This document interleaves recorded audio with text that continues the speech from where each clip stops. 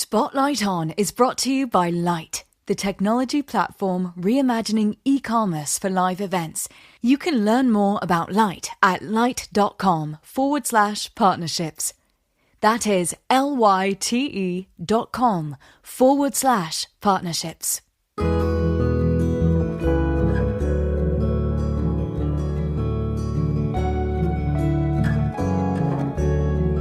Hello and welcome to Spotlight On. I'm your host, Lawrence Purrier. This week, the spotlight shines on Scottish band Constant Follower through my conversation with bandleader and songwriter Stephen McAll. Constant Follower recently wrapped up their first visit to the United States for a series of appearances at the South by Southwest Music Festival. Stephen joined us to talk about that trip and the shows they played, give us a bit about his unique journey and life story, and to take us inside the making of the band's debut album, Neither Is Nor Ever Was. I hope you enjoy our conversation. Carry on, but don't feel. The practice has suffered for that. Disengagement of you. Those illusions are true. I need to say at the outset, I'm used to having the best beard in these conversations, and we're going to have to work on that. Yeah, I don't know. I've got to say, yours is a mighty fine beard. Yeah. Well, it's nice to meet you. Thank you for making time. And you. Thanks for inviting me. Of course, of course. How was your trip to South by? Oh, it was something else. Yeah, it was amazing. Not only was it our first trip to South by, but it was every band member's first trip to the United States altogether. So yeah, it was something else. Got to say. Yeah, and when they used to make jokes in comics here in Scotland that everything's bigger in the States, and it's true. It's pretty true. Yeah, especially in Texas, I think. Yeah, you went right to the heart of it. You did not mess around. You went right to the heart of it. What struck you? What stood out for you in that regard? I think, well, the cars for one. Like the roads are like 20-lane motorways on both sides, and the cars are all these massive trucks that they drive in Texas. The occasional little electric vehicles smudged in between them. And in Scotland, it's not like that at all. You know, the roads are fairly clear here, and the cars are small. Yeah, that was something. The buildings are massive. The streets, someone would say, "Oh yeah, it's just 2 blocks," and that, to me, that sounds like not far, but it would be 10 minutes later. You know. Yeah. It was crazy. And then on our last day, we were staying with this lovely lady in South Austin.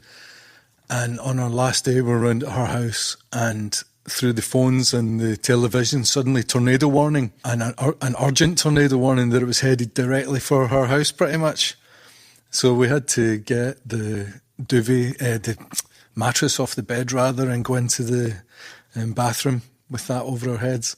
But fortunately it changed course and missed us by half a mile. And I've seen some of the destruction that it caused to some of the houses down that way. But yeah, that was a bit exciting. That is incredible. You got the full American experience. I know. The only thing you missed was maybe you didn't get shot. I hope you didn't. Nobody pulled a gun on you. No, I didn't. Do you know, I didn't. That's the one thing I expected to see was guns, but we didn't see a single gun the whole time we were there. Yeah. So, no, but we were overwhelmed by the beautiful welcome from people and our hosts and every single person that we met over there. We just, can't wait to get back. And you played several gigs while you were here? Yeah, so we could only play at South by Southwest because of the visa situation in America at the moment. I don't know if you're aware. But British artists, the next appointment for a visa at an embassy was something like 8 months away. So it was just impossible to get them in time. So nobody from the UK went on a visa. We all went on a tourist visa. Kind of crossed our fingers and hoped that they would let us in. But the immigration were aware that there was a whole load of crazy British musicians coming without proper visas. So I think they made an exception for the festival. But yeah, because of that, we could only play South by. So we played four official shows. And show on the first night was at this place called St. David's, which is a big church, and it has this hall, Bethel Hall, and it was just the perfect venue for us. And fortunately that night the Austin Chronicle were there and wrote a glowing review the next day. And just, yeah, it's a beautiful show. Lovely audience, silent. Yeah. Yeah. I could imagine how the sonics that you produce would resonate in a room like that. Yeah, it's ideal for us. And actually, at the other end of the spectrum, one night we played a dive bar called Swan Dive, and it was in a garden, sort of out in the garden, which was amazing until the sun went down, and then all of a sudden, techno from the garden next door started doof, doof, doof, and we were trying to play underneath the techno, and it was kind of, we got through it, but it wasn't the same as the sort of church vibe. I have not seen performance footage of the band. I've watched a lot of the videos that were made as the companion pieces to the album, but how do you go about replicating the sonics from your recorded material in a live environment? It's funny because the stuff that's been recorded, it's fairly live and it's recorded fairly live. And it's only little effects here and there. There's not as much effects as it sounds like there is. When we're playing live, it's pretty stripped back. There's the four of us, acoustic guitar, bass pedals, and we've got Curd on electric guitar, and then Dave Guild on bass, and normally Amy Campbell on backing vocals and keyboards, but she couldn't make it to South by, so we had Annie Booth. So it's a combination of trying to get the best of the little bits of magic that we've added in the mix, and then we'll play them on keyboards, or possibly there's even a little bit of cheeky samples being used at times, which I trigger with foot pedals. But I think that's only in a couple of songs that just really weren't, you just couldn't replicate those parts on keyboards, Well, without 10 people playing keyboards. That's what I wondered, how much was triggered or samples, but hearing you describe it that way actually makes me want to see the band live even more. It's because I'll just, at the sake of transparency, I have found listening to the music almost overwhelming. It's so lush and layered and very just emotionally laden, really powerful, very powerful to listen to. And I could imagine that when you were describing playing in an old church or an environment like that, I can envision that, but I can't envision it in a dive bar. It seems a bit too sacred. Yeah. The music. Yeah. It feels that way when we play it live as well. I mean, there's something about the songs that's nothing to do with me. It's to do with the combination of everybody and the combination of moments that I really had no control over. And I think that when we play them live, sometimes it does have that feeling to me that we're sort of doing something sacred, that it needs to be, I don't know, that the songs need to be represented properly or something. How current is the material that you've most recently recorded? In other words, are these songs that you've worked on for years and you finally had the opportunity to put them down, or is this fresh material? Like, I ask that mainly in the context of you sort of started your career a bit later than a lot of recording artists do, and I just wonder about that body of work. Yeah, I mean, the songs, I think the oldest song that is on this album is probably about maybe 7 or 8 years old, I think, the oldest song. But yeah, I started very late. I've got a lot of grey hairs already. So, I mean, my whole story is a bit complicated, I guess, but I could go into it a little if you'd like me to. Yeah, I sort of wanted to take your lead on that, and because I've read some pieces with you talking about some of your experiences, and I sort of wanted to defer to you as to how much energy you want to put into talking about that, but I'm happy to hear it. Sure, I'll give you a quick run through anyway. So when I was about 17, I was a wee budding musician. I was playing guitar and I was writing songs, and I was pretty much ready to put down my first songs onto an album. And I was walking home from my girlfriend's house in a place called Disco Bride, which is just outside Glasgow, one night, and I was just unprovoked attacked by a gang of men, and the injuries from that was really quite catastrophic head injuries, which meant that I wasn't able to play guitar or sing, or pretty much wasn't able to do very much for a long while. My physical recovery took some months or a year, and then after that really it was a sort of mental recovery for a good long time. So it was only about 8 years ago or something that I was able to string a poem together, really, and started writing songs. Yeah, first of all, I was reading a lot of the poetry of this guy called Norman McCaig, who's a Scottish poet that I absolutely revere. And at first I couldn't read books because I would get to the end of the sentence and I'd forget what the start of the sentence had meant. So I sort of taught myself how to read again by reading poetry. It was just happened to be that my English teacher at school had given me this book by a guy called Norman McCaig, the poet, and I started reading his poetry and it just made perfect sense to me. It's poems about the world around about us, but seeing it in a different way and appreciating the beauty. And after I'd been reading his poems for a while, I started trying to write myself, and those first couple of poems became the first couple of songs on the album. And really, it just progressed from there, where the songs started coming out, and pretty much every song that came out initially is on that album. It sort of came out as an album, and then there was many songs after that, but those first ones were the ones that I really wanted to present in this first record. How different was your musical direction as a teenager versus where you are now? I have absolutely no idea. I have no. One of the effects of the attack was that I lost all of my memory up until the point of the attacks, and I didn't have any recordings, or I might have had some 4-track demos, I'm not sure, but in those years of not being interested and not being able to make music, anything that I did have that was like that was all lost. So I have no idea. These might be the same songs, or they, I'm pretty sure they're not, but I don't know. At the time, I was probably listening to a lot of Bowie and a lot of maybe Oasis or something like that, Radiohead maybe. So they might have been quite influenced by that sort of thing, but really no idea. That's really incredible. One thing I've had trouble understanding from the outside is Constant Follower a band, or is it you and the musicians you put together at any given moment? Is that a fair question? Yes, a fair question. Constant Follower is definitely the band, but the band is fluid to some extent, and the music as it is finished on the album wouldn't sound like that if it wasn't for the band around me.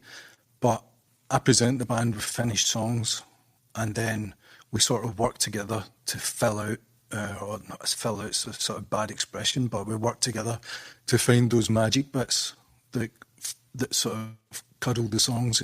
So the songs would be the same without the band, but the album wouldn't be the same without the band. It would be very different with very different musicians. And actually, about halfway through the album, decided that I wanted to work with some different musicians, so started bringing in some friends, like this guy Kenny Bates, who's on a few of the songs, Mark Tranmere, who's also from the Montgolfier Brothers and Gnac. He's playing on a couple, and just to sort of, I just realised that I wanted to expand the band a little and bring in a little bit of difference from different people. And that's kind of how I see it going forward as well. Although we've got this core band with me. I mean, the core band really is me and Kurd. We've been at it pretty much since the start. And then round about that, fairly fluid, bringing in musicians as each song seems to need it. When you say you bring in finished songs, have you recorded demos, or are they really the tracks that end up on the record just reworked with the band's instrumentation and parts added? When Kurt hears the songs, they're demos, so it'll just be me, acoustic guitar and vocal when Kurt hears them normally. And then Kurt and I will maybe bat it backwards and forwards for a wee while. Sometimes, though, what I like to do, and which we found works really well, is that I'll record the song and then Kurt will come in and he'll not have heard it before, and then I'll play it to him and he'll sort of respond in real time. And we'll just record that, and I'll take maybe 3 or 4 tracks of him doing that, then he'll go away. And I'll sit back and I'll listen and I'll find the bits of magic and put them all together. That's worked for a few of the tracks. But the earlier ones were definitely me giving him a demo and saying, right, what do you think? And then him coming back.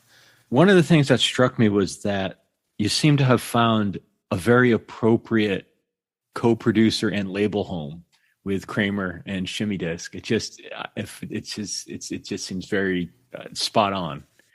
And I wonder if you could talk a little bit about how that came together and what that experience has been like. Well, I mean, you say he found me. He was listening, I think it was just I think he was browsing a friend's Facebook one day and seen our first release video for Set Aside Some Time. He sent me an email and said he wanted to sign us from that one track, which to me was a huge surprise because I'm a big Galaxie 500 fan and Damon and Naomi and all of these bunch, So, yeah, at first I probably didn't respond to the email correctly because I thought it was a prank from one of my friends. But we managed to get past that. And yeah, he was just right from the start very supportive of the music. He seemed to completely get it. He understood this thing that I was chasing about the space, always trying to leave the space in the tracks. And right from the start, we kind of sent some ideas backwards and forwards. And what ended up happening was that I pretty much recorded everything myself, and then I made sort of a guide mix, if you want to call it that, and sent it over to him so that he could hear what I thought it might sound like. And then he just did his Kramer magic and sent me back what he thought the finished mixes should sound like. And apart from a few wee minor kind of tweaks, I think he just hit them spot on first time. And even I was thinking about what it is that he's added, because his mixes are so similar to my mixes, except they're just 1,000 times better. They have this thing that I couldn't do.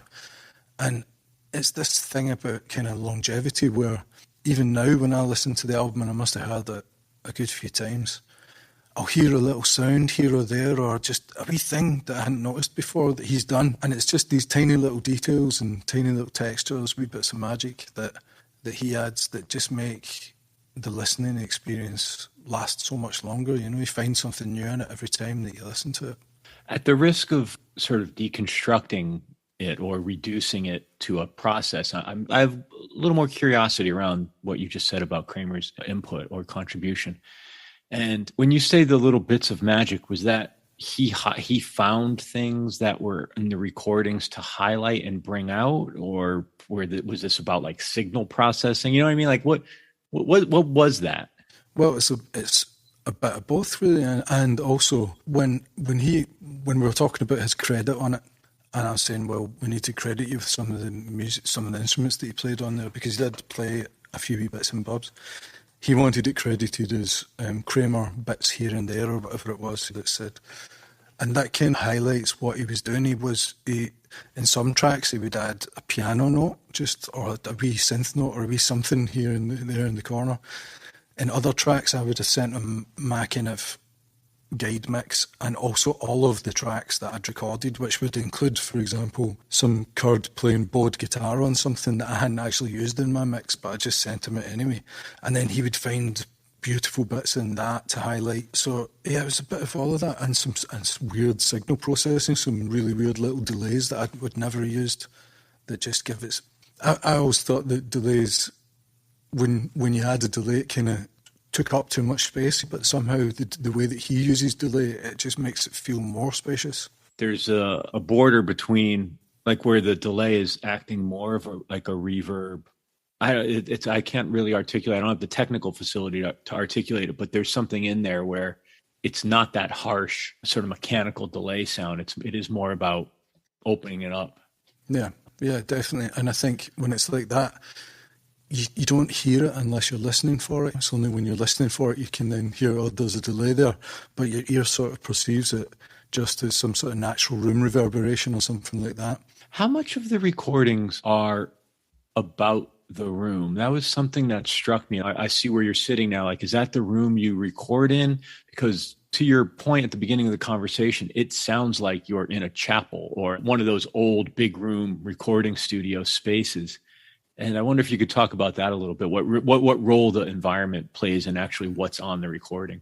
So most of it was recorded here when I wanted it to sound more like a chapel than these sound panels that you can see around. These were pulled off the walls and piled up in the corner, and that gives it more of a sort of wet sound. But a lot of that I think that you're hearing is probably just clever use of reverbs that I spent a long time sort of finding the reverbs that I liked, and having reverbs that sound very much like spaces and that don't sound like reverbs. A lot of the Universal Audio stuff that I use is on the record.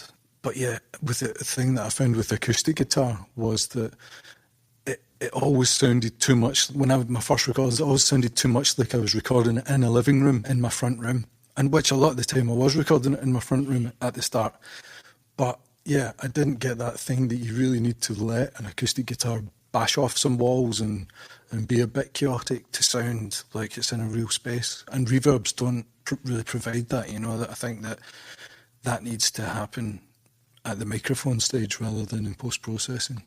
I don't want to make any assumptions, but do you generally prefer hardware over software, or is it just whatever gets you the sound you're after? I would rather have the hardware, because I would rather have buttons in front of me and things to push and pull and turn. It just makes more sense to me than going into multiple different programs. And I think I can't afford the hardware, so I use the software. I can't afford the software either, right enough. But the thing about, I think a really important thing for me is limiting choices, because I find that I become overwhelmed, and too many choices just makes me make no choice at all, or a bad choice. So whenever I'm recording, whenever I'm doing anything, I always try and really limit the amount of plugins that I'm using to one reverb or two reverbs, maybe a single delay sort of channel, and that is just more or less what I'll use now.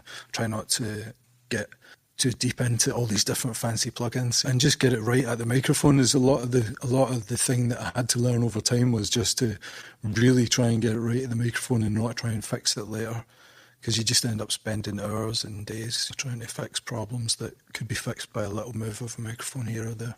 How did you develop your technical facility and technical knowledge, given that there was such a gap in time when you weren't really making music? Well, at first, when I first wrote those first songs, I had a little handheld Zoom recorder, and that's what I used to make the demos, and then realised that I'd never have enough money to go into the studio to record the songs, and bought myself, first of all, a little SPL Crimson sort of interface, and I just started recording using that. Then we got some money from a fund to go into the studio, and went into the studio, recorded more or less the whole album, and then realised that it just wasn't right, because in the studio there's all the time pressures, and you're just like, okay, right, let's do a take, here we go.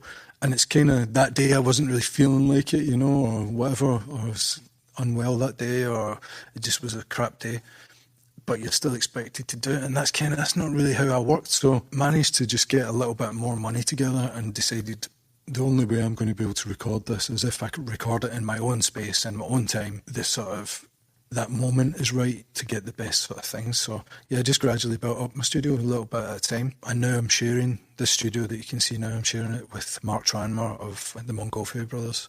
So we share kind of half and half, and we've just kind of combined equipment. We've ended up with quite a decent wee setup now. What role does routine and process play versus needing that inspirational moment? And can you drive the inspirational moment by having a routine? A year ago, I would have said that you absolutely can't, because I thought that it was all about the inspirational moment and about just kind of catching it when it came. Being ready, so having a routine where you're always playing the guitar, or you're always practicing, or getting yourself in that, ready for when the moment comes, and then capturing it as it came past. But a year ago, just over, I decided I was going to try and do the opposite. I was just going to take myself away to a little cottage again and try and write the next album. And I did it, and the first couple of days I was nothing, and then on the third day songs started coming, just because I was kind of making myself available and not trying, but sort of just being there in the moment with nothing else to do, a pen and paper. So I think that if you've got the time and the space, you can definitely do it. It's not just about routine, it's not just about the moment, rather it can be about routine, and I think routine certainly helps you catch the moment, but you can bring the moment on for sure if you set it up right. I've heard other creative people, even in other creative pursuits, talk about how even by opening that channel through having the routine, even if nothing flows through it for a spell, at the very least you're practicing, and you're discarding ideas. You're learning something about either your tool or your technical facility, or what you don't like. You're developing your aesthetic. So it's not necessarily time wasted just because there's no output that ends up on paper or on a finished product. Yeah, absolutely makes sense to me. And I've heard that from other songwriters as well, who say, oh, I wrote 10 crap songs today, and tomorrow maybe I'll write a good one.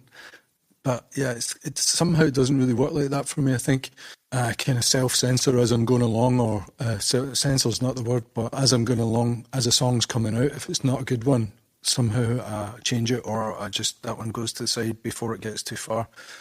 So yeah. But yeah, I get that completely.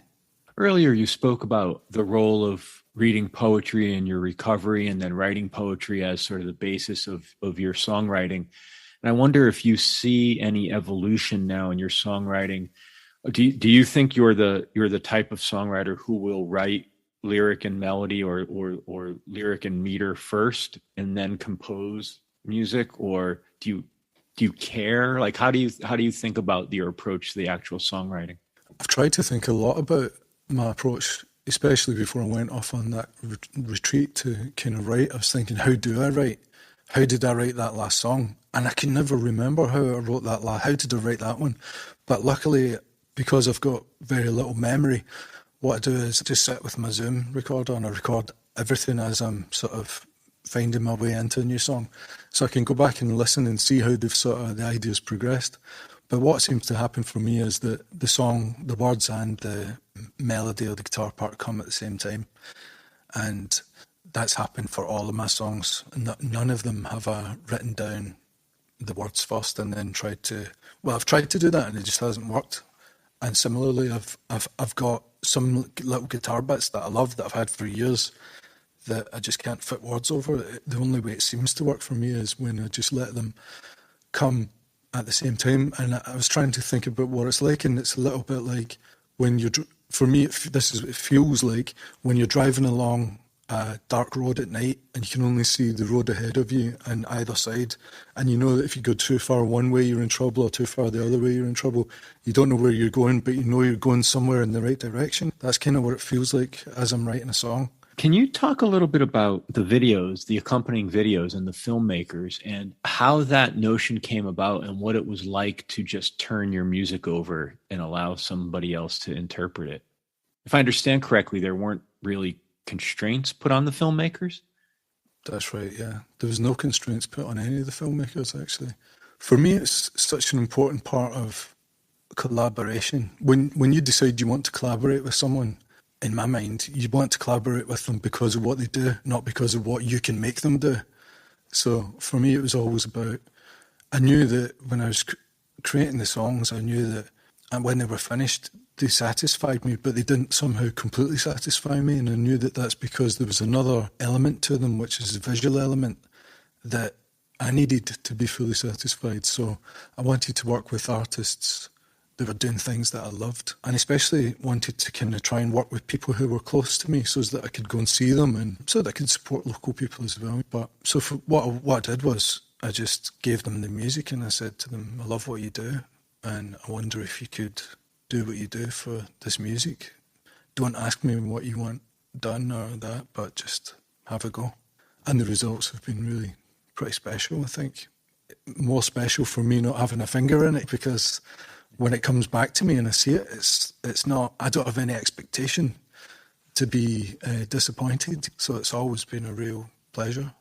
Did you have an interest in visual art or in film or videography, animation? Like you mentioned a moment ago that some of these people were people whose work you already admired. Were you immersed in that world at all? I say I admire their work after having looked for them. I'm by no means immersed in that sort of thing, although I would always, like probably anyone, as soon as you could on YouTube, when I found a song I liked, the first thing I would do would go onto YouTube and watch the video 100 times. So it was always an important part of it for me to see what people wanted to accompany the music or what they thought was the right thing.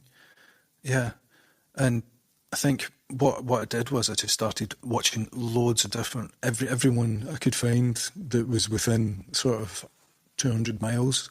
I just started watching loads and loads of artists' work and just finding the things that I thought were the most interesting. With the world sort of reemerging now and the ability to congregate and perform, is the live element an important part of what's next for Constant Follower, or more broadly, what is next? What do you do now? You're back from South by, and what's the plan now? The plan is to get recording on the second album. That's the main plan. That's what we're sort of setting aside some time just now to finishing a collaboration with someone else at the moment who's coming tonight, actually. But the next thing is just immediately get into this next album, because the songs are written. We need to bash them about a bit with the band, but the songs I'm really happy with them. I think they're really satisfying songs, and for me, more satisfying than going out and playing concerts, playing the old songs, which to me feel like old songs, even though they're only 6 months out in the world. But the live thing, I speak for myself and the band, but we find it kind of equally amazing and incredible going out and playing the songs for people, and frustrating, because it's a thing that unless you're a musician, you would never believe that up on the stage, 9 times out of 10, it sounds terrible. It's like the monitor mix on stage, unless you've got enough money to have a specified monitor mixer engineer there, it always sounds disappointing. So when you play live, it's a mixture of sort of like frustration of not really being able to hear yourself properly and not really knowing what you're giving out to the front of house. And then in amongst that, you're trying to get feedback from the audience, and it's just, I find it quite difficult, which is why we've been quite selective with the gigs that we do play, and trying to play these beautiful church venues and places like this, and bringing our own sound guys and all of that. So yeah, playing live is this kind of double-edged sword, where a good night is the best night you've ever had of your life, and you walk away like at Bethel Hall in South by Southwest, you're walking on clouds or whatever you call it afterwards. It's just absolutely wonderful. Or you have the swan dive experience where you walk away kind of gritting your teeth and wondering what anyone else had. But yeah, the plan is to do, now that we're starting to be able to do that, to do a tour of church type venues in the UK first of all, and then we're going to do that once we've got this album recorded, and then the whole thing with the vinyl delays and everything, that will give us a bit of time between when it's recorded until when it comes out. We can do a little bit of touring in between. It's interesting. It does seem as though, given the sound of the band, that being able to control the presentation would not only be important, but could actually be a very additive part of the experience. I could imagine the full representation of your vision of the recordings through the actual live presentation could be very powerful and a really beautiful experience. So I look forward to for you being able to do that, because I think that sounds right given your music. Yeah. Well, one last question before I let you go. I'm curious. I've spoken to other artists who say things like, when we talk about the music they like or listen to or influenced by, I'm often told that the deeper they get into making their own music, the less they listen to other music, because they're worried about influence or things of that nature. I'll leave it at sort of accidentally taking in something. And I wonder how that lands for you. Are you still a music fan and a consumer of music, or are you too far into your own vision right now? I understand what those other artists are talking about, but in a slightly different way. I'm still very much a music consumer, or a music lover. I listen to lots of different music all of the time, every day, as much as I can, and buy lots of vinyl, way too much vinyl for my girlfriend's liking. Yeah, but I understand that because, well, one of my things is memory problems, so I have, in the back of my mind, I have this horrible feeling that at some point I'm going to come across the record that I have re-recorded as my record that I used to love and I'd forgotten about, and I've just re-recorded all these songs. I have this fear, but I don't have a fear of copying people or of inadvertently copying people, really. I do have that, but I think that I have a friend who's a musician, and he very much says that he steals bits from people and changes them slightly. He thinks that, it's totally fair enough, but whenever I'm setting out to make music, or whenever we're trying to work up a song, I'm never ever thinking, I really love the sound of that His Golden Messenger record. I would like it to sound like that, or that bit that he played was really, maybe we could do something that's a bit like that. It's never ever like that. Somehow, when we're working on the songs, it's just very much, where does the song seem like it wants to go, or what? So I don't have that worry, and I feel free to listen to as much music as I want to, And I think at the moment the problem is that there's just way too much good music. We've got all of this amazing music from the past, and all of this amazing music that's coming out every single day. I was thinking the other day about, I don't know how one is expected to earn a living, be engaged with their loved ones, and listen to all the music there is to listen to. Yeah, I know.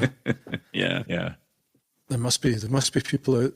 I mean, there must be a condition out there where people feel like they have to listen to every record or they've failed. I mean, there must be this medical condition, but I think I've only got a small dose of it. Yeah, just enough. Well, thank you for making time to do this. It's been lovely speaking with you. Thank you, Lawrence. It's been lovely to talk to you. Yeah, I'll look forward to more music and hopefully seeing you live sometime soon. But be well. Thank you. Thank you.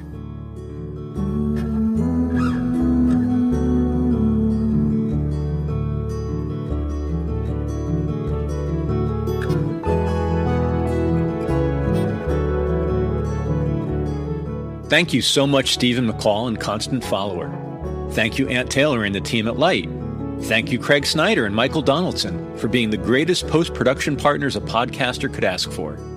And as always, thank you for listening to Spotlight On. Get and share all of our past episodes, write a review, even send us a message through our website, spotlightonpodcast.com. And if you like what we're up to here, please leave us a review on Spotify, Apple, or wherever you get your podcasts from. Join us again next week. In the meantime, be safe and stay in touch.